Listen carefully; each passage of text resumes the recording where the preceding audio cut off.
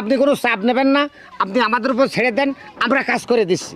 ইনশাল্লাহ। ঠিক আছে আপা, ভালো থাকবেন। ঠিক আছে, তাহলে দেখে শুনে কাজ করান, ঠিক আছে? আচ্ছা আপা, আপনি চাপ নেবেন না, চাপ নেবেন না। এটা এই প্রতিষ্ঠানে আপা আমার ছেলেপেলেও পড়ে, তা আমরা তো এরকম ভুল কাজ করবো না।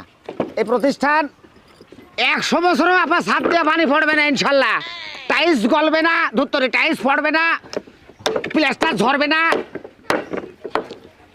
গিরিয়ে কাটা নাকি